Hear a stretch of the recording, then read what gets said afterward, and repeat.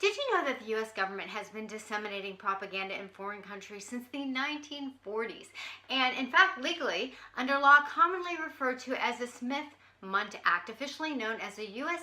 Information and Educational Exchange Act of 1948. The law and subsequent amendments has resulted in the development over decades of a multi-million-dollar propaganda network funded with your tax dollars and run by an organization formerly known as the Broadcasting Board of Governors, BBG, which the Trump administration rebranded and is now calling the U.S. Agency for Global Media.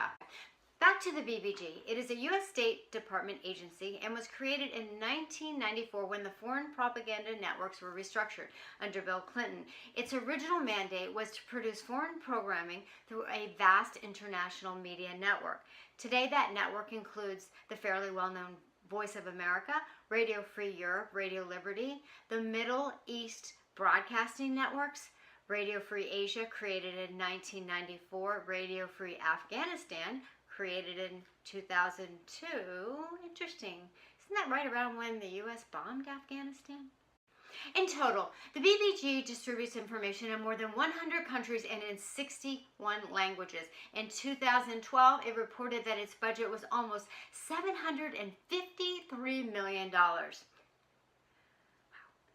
Here's just one of the hundreds of examples of the nature of its activities in foreign countries, which Congress approved. Propagandizing Jewish people in the former Soviet Union? For decades, as a protective measure, the U.S. Congress specifically prohibited the BBG created foreign content from being disseminated in any way in the United States to American audiences.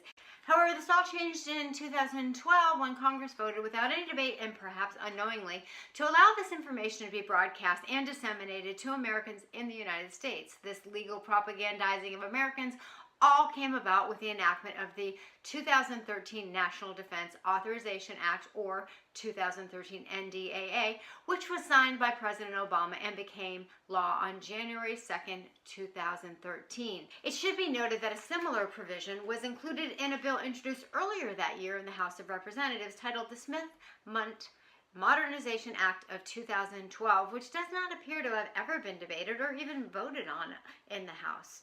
The press release of the representatives who introduced this bill stated its purpose was basically to counter Al-Qaeda and other extremist propaganda on the internet. Nice outfits.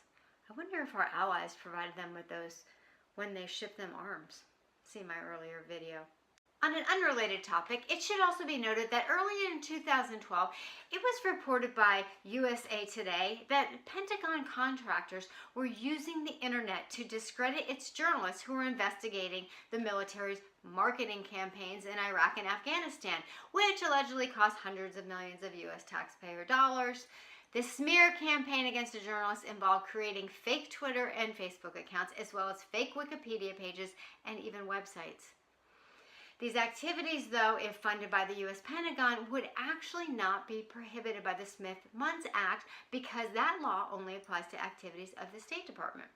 The moral of the story, be careful what you read on the internet, and not just because of crazy conspiracy people. When I was a cadet, what's the cadet motto at West Point? You will not lie, cheat, or steal, or tolerate those who do. I was the CIA director. We lied, we cheated, we stole. It was like, we had entire training courses.